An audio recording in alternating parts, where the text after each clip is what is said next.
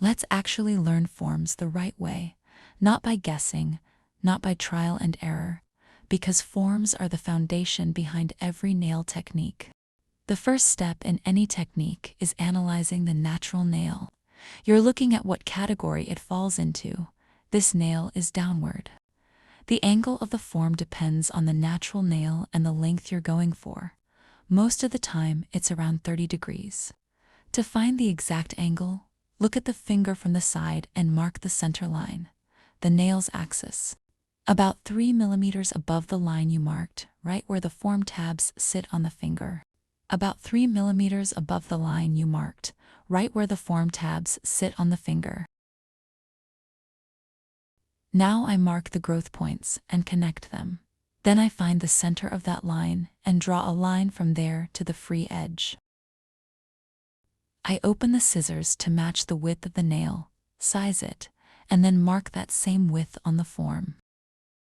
Now I size that second line and transfer it onto the form. Now it's time to cut the form. And I know this is where a lot of you wonder, how exactly should I cut it? Look at the shape of the free edge and use that as your guide. But if the nail has a pronounced hyponychium, make the cut slightly sharper, like this nail. I test it again, if it fits well. I cut the form from the growth points at about a 45-degree angle so it doesn't touch the finger.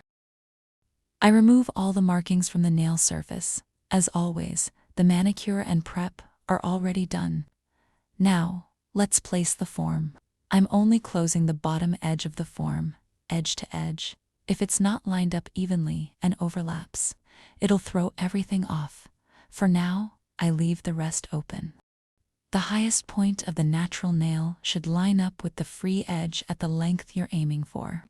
The shorter the nail, the steeper the form angle needs to be, the longer the length you want. The flatter that angle gets, with the tip of the form sitting lower.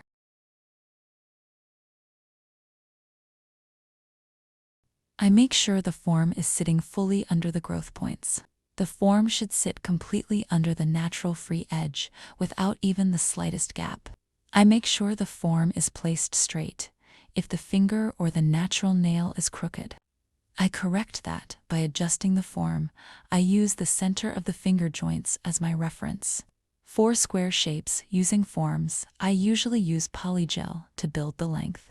I place the amount of Polygel I need just above the growth points, right in the center of the nail. This is the area we're going to cover with Polygel. I always start by using an orange wood stick to spread the Polygel evenly toward both sidewalls at the same time. I make sure it lays flat on the nail without creating too much bulk. Yes, we can refine the surface during filing, but I like to keep things clean from the start. I fully cover the growth points. At this stage, I set the length I want, leaving a little extra for filing. Then I shape it into a square. I'm not done yet. Using a brush, preferably a larger one.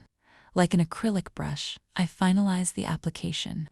I smooth the surface with the brush, then check from the sidewalls to make sure the growth points are fully covered.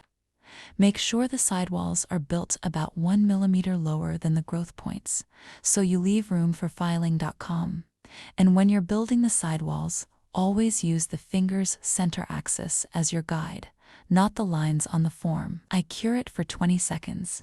Don't skip pinching, it's important. It doesn't matter if you use crosslock tweezers or a pinching clip. What matters is using it correctly.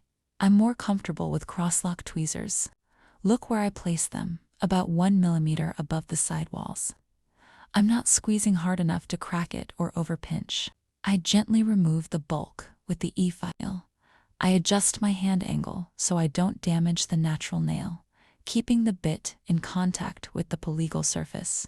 For now, I lightly file the free edge to shorten and smooth it. The final shaping comes after the top coat. This numbering is important. 5 is the center, 1 is the growth point, 3 is the sinus. Then we split them to get 2 and 4. Now I draw a line extending from number 4. These guidelines help you understand square filing correctly. I do the same thing for number 2.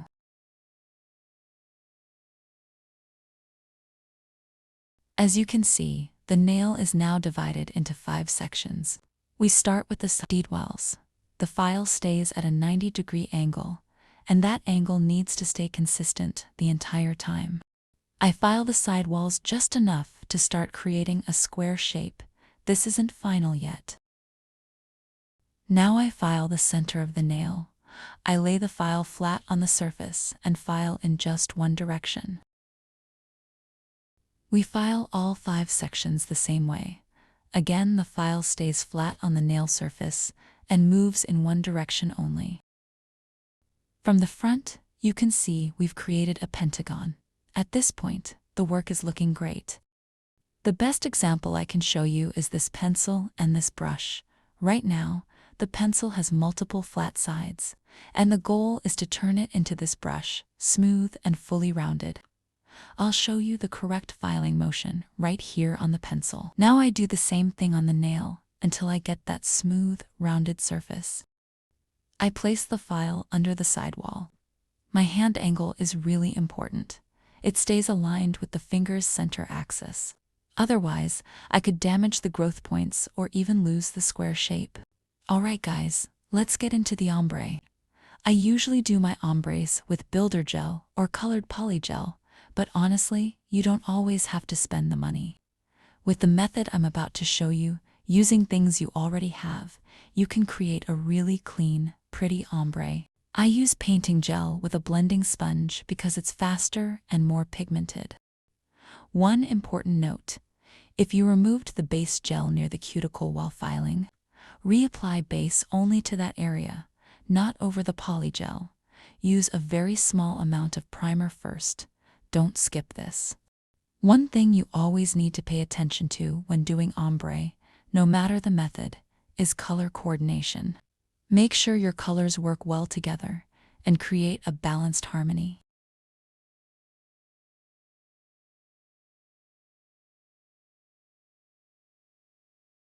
Repeat this step twice. I'm not showing it again. Now it's time to build the apex with builder gel. A milky builder gel is a great choice here because it blends perfectly with ombre colors.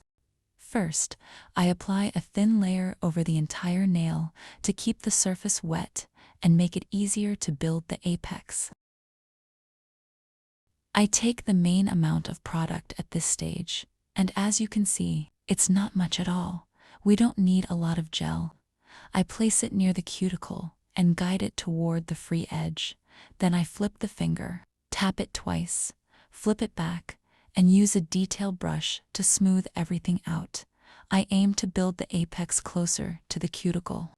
With square shapes, the closer the apex is to the cuticle, the cleaner it looks and the better the retention.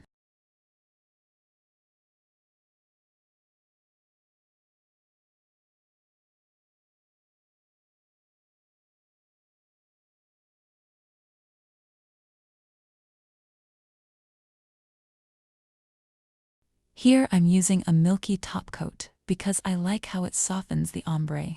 But you can also use a clear top coat if you prefer. I straighten the free edge, keeping the file perpendicular. And the final step is thinning the free edge to about 0.5 millimeter to 1 millimeter. If you want to learn the almond shape with the same level of detail, let me know in the comments. Don't forget to subscribe.